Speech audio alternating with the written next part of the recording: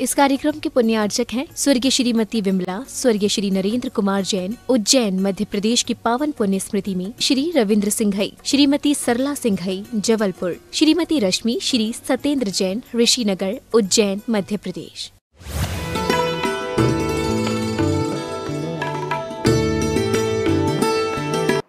उस दीक्षा के क्रम से भी आप उसे उन्हें बड़ा कह रहे हो, तो ये भी तो कभी सोचो वे बड़े बने कैसे थे। क्या वे कभी छोटे नहीं थे? अरे आप भी तो छोटे से बड़े हुए, छोटे नहीं थे क्या सेठी? छोटे ही थे तभी तो बड़े बने। हम छोटों की अवहेलना करते, वे तो छोटे हैं।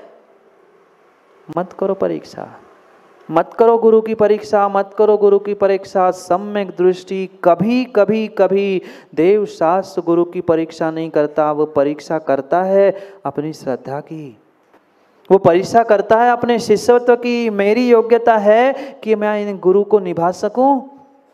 क्या मेरी श्रद्धा है कि इस पंचम काल में भी मैं किसी निर्ग्रंथ को गुरु बना सकूं? नहीं है, नहीं है, नहीं है। विश्वास मानना, जो श्रद्धा, जो समर्पण एक गुरु के प्रति आज इंसानों में और श्रावकों में होने की आवश्यकता है, वह आज कोसों कोसों दूर तक देखने में नहीं आता। हर इंसान टटोलता है, भले ही परीक्षा मत करो पर पहले टटोल कर देखता है, मैं इतना सब कुछ करूंगा, मुझे कुछ बदले में मिलेगा कि नहीं। जहाँ कुछ वापस प्राप्त करने के भाव है, वहाँ वहाँ वहाँ देवेंद्र जी आपका व्यापार है, आपकी बनियागिरी है, वहाँ आपका श्रद्धा समर्पण है ही नहीं, है ही नहीं। हमें अपना काम करना है, हमें अपना प्राप्त करना है, हमें सच्चा शिष्य बनने की पुरुषार्थ करना है। गुरु तो गुरु है ही। तुम नहीं मानो, तुम नहीं मानो, तुम नहीं मानो किसी को गुरु, तो तुम्हारे नहीं मानने से, तुम्हारे नहीं मानने से क्या गुरु गुरु नहीं बचेंगे? क्या तुम्हारे नहीं मानने से कोई मुनि मुनि नहीं बचेगा? वे तो मुनि थे, है और रहेंगे। वे तो गुरु है, थे, रहेंगे। तुम मानो अथवा नहीं मानो, लोग तुम्हें ही पागल कहेंगे। जैसे वह व्यक्ति घोड़े को गधा गधा गधा करके चिल्लाता है, तुम चिल्लाते रहो, घोड़ा कभी गधा होने वाला नहीं है। पर तुम इंसान से बेवकूफ़ अवश्य ही कहलाओगे, अवश्य ही कहलाओगे, अवश्य ही कहलाओगे। कहाँ कहाँ तुम श्रावक पर्याय में पहुंचकर इतनी उत्कृष्ट, इतनी सर्वोत्कृष्ट पर्याय को प्राप्त करने के बाद किनकी परीक्षा कर रहे? प्रभु की, गुरु की, जिनवाणी की? हाँ, आगम में लिखा है, मैं मानता हूँ आगम में परीक्षा करने का विधान लिखा है, पर उनका शिष्यत्व प्राप्त करने से पहले वह गुरु मेरे योग्य है कि नहीं, ये गुरु को जानने की आवश्यकता है। ना कि उनके 28 मूल गुणों में वो कितनी कमी करते हैं, इस प्रकार की परीक्षा करने की आवश्यकता नहीं है। जिसकी जो परिणति, जिसका जो व्यवहार, वो जाने, उसका चारित्र, उसकी क्रिया, वह सब कुछ सब कुछ सब कुछ उसके पास है। मेरी श्रद्धा, मेरा समर्पण मेरे पास है। मैं पहले भी कह चुका हूँ, आप भगवान को नमस्कार नहीं करते?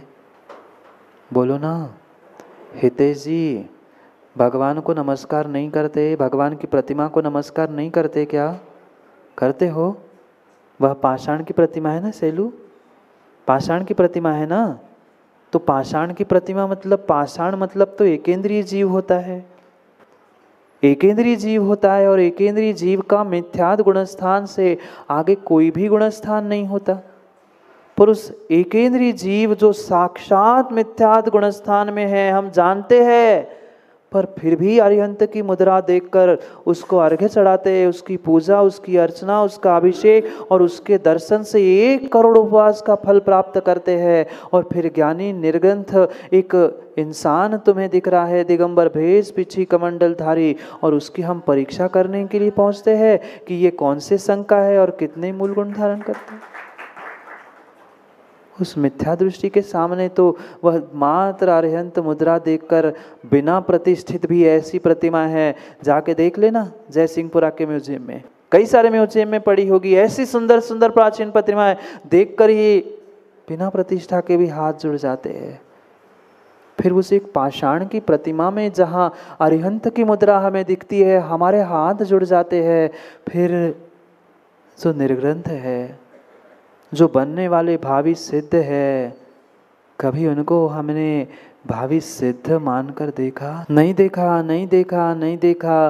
परीक्षा करता है कौन से संघ के है, कितना ज्ञान है, कितने दीक्षित है, कितने शिष्य है, क्या है, क्या परीक्षा कर रहा है? तू श्रावक है ना? कुंद भगवान कह रहे हैं तू श्रावक है ना? कम से कम क्रिया से नहीं, कुल से तो श्रावक हो कि नहीं? फिर कुल से श्रावक हो, कुल से श्रावक हो, तुम्हें तो मात्र और मात्र उनके हाथ पर ग्रास रखना था, दान देना था। तू कहाँ उनकी परीक्षा कर रहा है? उनकी परिणति, उनके परिणाम, उनका चारित्र, उनके गुण, उनके दोष, उनका सब कुछ वे जाने। तू तो अपनी परीक्षा कर, तेरे भीतर कितनी श्रद्धा है? किसकी खोज कर रहा है? किसकी परीक्षा कर रहा है? गुरु की? पहले अपने शिष्यत्व की तो परीक्षा कर कि मैं शिष्य बनने की योग्यता रखता हूं कि नहीं। मेरे भीतर सम्यक दर्शन के 8 अंगों में से उपगमन, स्थितिकरण, वात्सल्य, ये गुण है कि नहीं। आज तो इनको शायद कुछ दिनों बाद म्यूजियम में ही रखना पड़ेगा। म्यूजियम में ही रखना पड़ेगा। उपगमन अंग होता है, धर्मात्मा की कुछ गलती हो उसे छुपाना पड़ता है, उसको कान में जाकर अपनी गलती का एहसास कराना पड़ता है। ये वात्सल्य कहाँ गया? कहाँ गया वात्सल्य? कहाँ गया वात्सल्य? वात्सल्य नहीं है, क्योंकि परीक्षा करने के लिए जीव आज तत्पर है।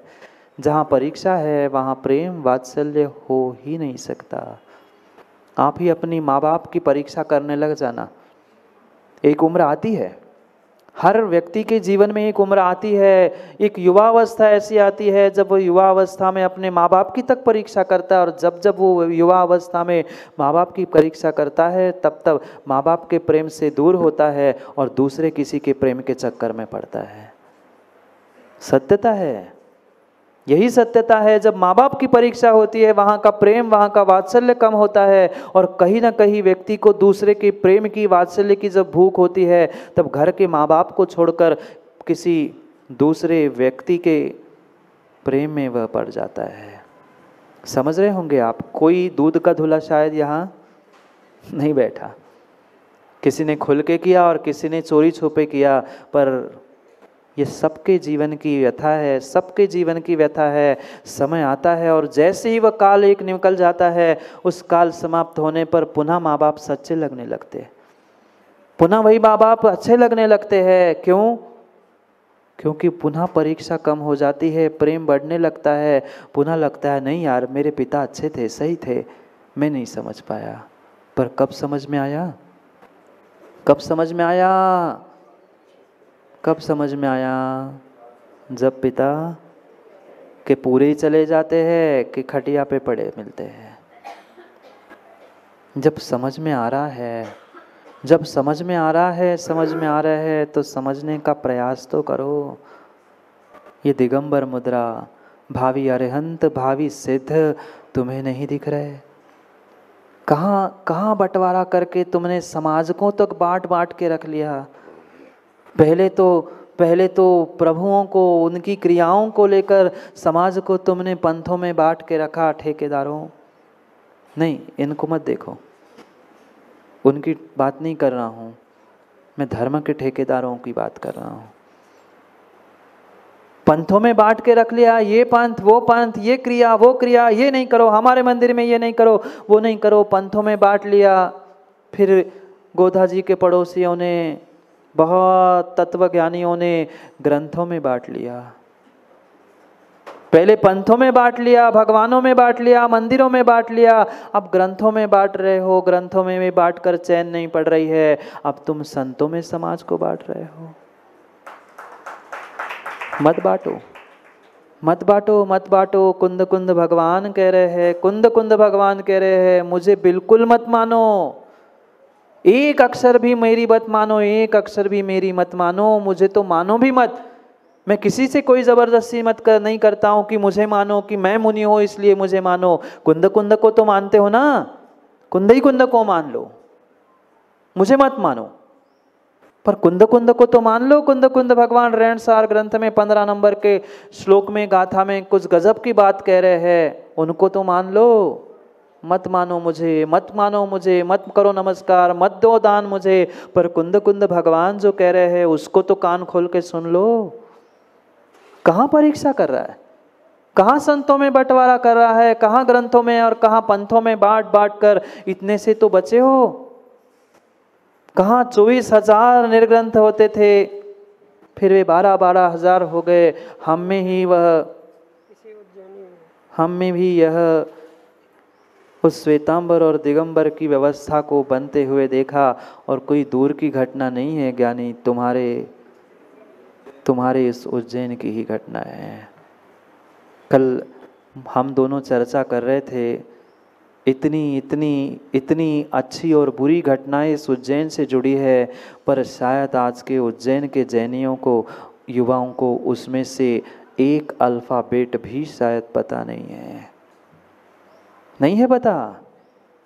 गजब की कथा और गजब के विषय इस उज्जैन से निकले हैं, पर उज्जैन के जैनियों को यही नहीं पता कि हम अभी उज्जैन में रहते हैं, और उज्जैन में जैन ही बहुत बड़ा शब्द है। आवाज़ उठानी पड़ती है, कहना पड़ता है, तब जाके किसी घंटा घर में हमें एकत्रित होना पड़ता है, और वो भी 2-4 घंटे। क्या करें, चेतना सोई है। कहाँ ज्ञान की, कहाँ संग की, और किसकी परीक्षा कर रहे हैं? उनके ज्ञान से, उनके चारित्र से उनका अच्छा बुरा होने वाला है। तुम्हें तो दिगंबर मुद्रा माँ मिल गई थी, भावी सिद्ध मानकर, भावी अरिहंत मानकर हाथ जोड़ो ना, पड़घान करके उनको दान देने का प्रयास करो ना।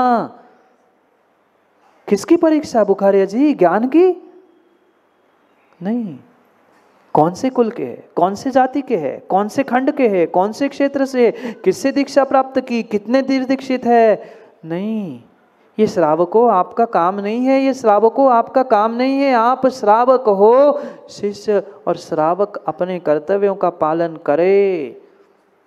तुम्हें तो मात्र दान और पूजा करने का ही अधिकार दिया है, किसी गुरु को परीक्षा हॉल में बिठाल कर परीक्षा लेने का नहीं। ऐसे भी स्थान डोसी जी हमने देखे हैं। चतुर्मास के लिए वह समाज की कमेटी श्रीफल चढ़ाती है, और श्रीफल चढ़ाने के साथ पहले कहती है कि नहीं महाराज जी, एकांत में मीटिंग होगी, आप बताओ ये आप करने के लिए तैयार हो, ये काम छोड़ने के लिए तैयार हो, ये देने के लिए तैयार हो, ऐसा करने के लिए तैयार हो, हमारी परंपरा के साथ जीने के लिए तैयार हो, तो हम आपका चातुर्मास करेंगे, नहीं तो आपका चातुर्मास हम नहीं करेंगे। श्रीफल पुनः ले जा रहे हैं। हंसी वाली बात नहीं कह रहा हूँ मैं, नगरों के गांव नाम इसलिए नहीं कहना चाहता कि मैं श्रावकों की इज्जत और समाज की भी इज्जत को इज्जत मानता हूँ, पर ये सत्य घटनाएं हैं। पहले घंटों बैठल कर पूछा जाता है कि आप कौन से संप्रदाय को मानते हो, आप किस पंथ के अनुयायी हो, आप किस गुरु की जय बोलोगे। हमारे गुरु की जय बोलोगे तो मैं 50 लाख दूंगा, और नहीं बोलोगे तो फूटी कौड़ी नहीं दे दूंगा, भगा दूंगा। ये सत्य घटनाएं हैं, और दुनिया के सामने घटी हुई नहीं, मेरे और मेरे गुरु के साथ घटी हुई घटना जो हमने प्रत्यक्ष आंखों से देखी, आप बीती बता रहा हूं। ऐसे भी जीव मिले जिन्होंने कुछ समय पहले तो निवेदन कर लिया, पर सुनील जी का असलीवाल पास जैसे ही पहुँचे उल्टा श्रीफल लेकर कमेटी पहुँच गई, महाराज जी हम चतुर्मास नहीं करवा पाएंगे, आप लौट जाओ। हाँ, झूठ बोल नहीं रहा हूँ, सरस्वती की और जिनवाणी की गद्दी में बैठा हूँ, ऐसी महाव्रती हूँ, झूठ तो बोलता ही नहीं, और गद्दी पर बैठ के तो और नहीं बोलता हूँ। श्रीफल चढ़ा दिया था, फिर जैसे ही 5 में पहुंचे कह दिया था ही, उल्टा श्रीफल लेके पहुंचे कि हम चतुर्मास नहीं करा पाएंगे, आप अपनी व्यवस्था देख लो। वो बात अलग है, गुरुजी पहुंचे, चतुर्मास हुआ, फिर बाद में सब आए, वो सब भिन्न विषय है। पर ऐसे भी जीव आज इस पंचम काल में, पंचम काल तो बहुत बड़ा है, अभी 5, 10, 15 वर्षों की घटनाएं बता रहा हूं। कितनी विडंबना है।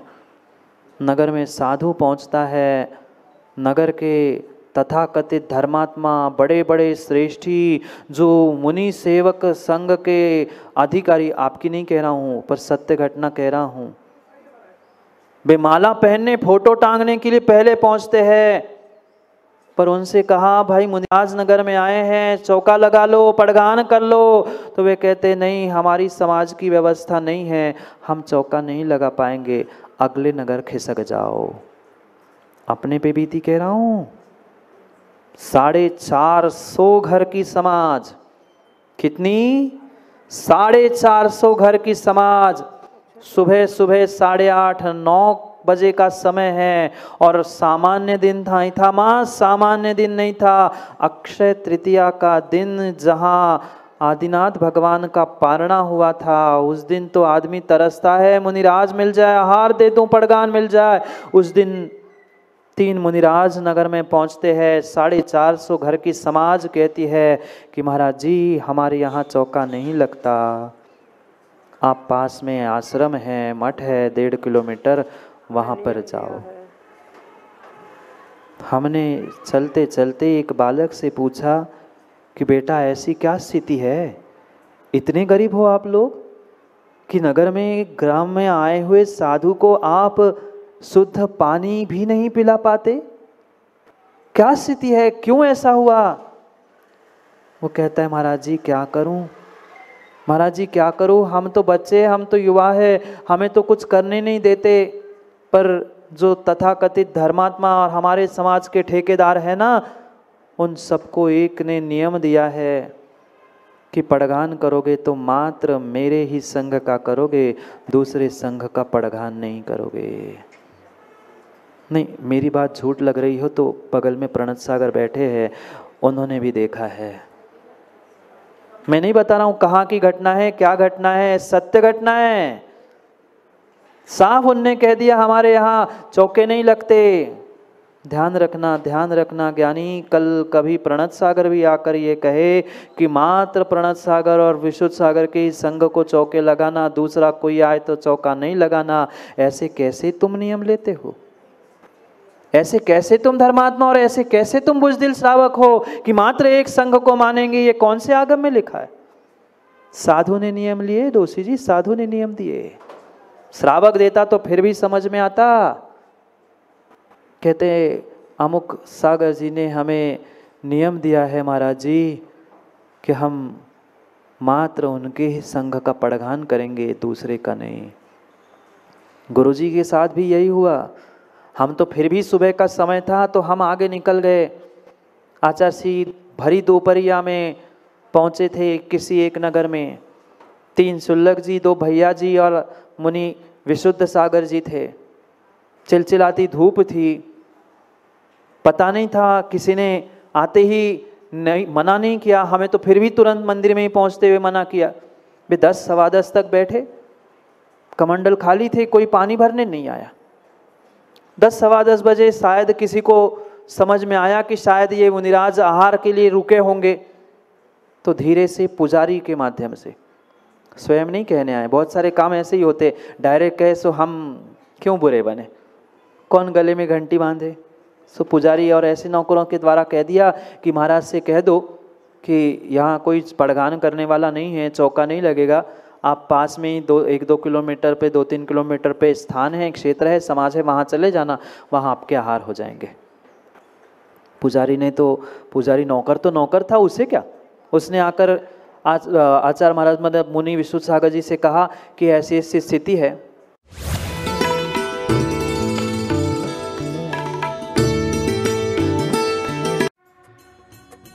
इस कार्यक्रम के पुण्यार्चक थे स्वर्गीय श्रीमती विमला, स्वर्गीय श्री नरेंद्र कुमार जैन, उज्जैन मध्य प्रदेश की पावन पुण्य स्मृति में, श्री रविंद्र सिंघई, श्रीमती सरला सिंघई, जबलपुर, श्रीमती रश्मि, श्री सत्येंद्र जैन, ऋषिनगर, उज्जैन।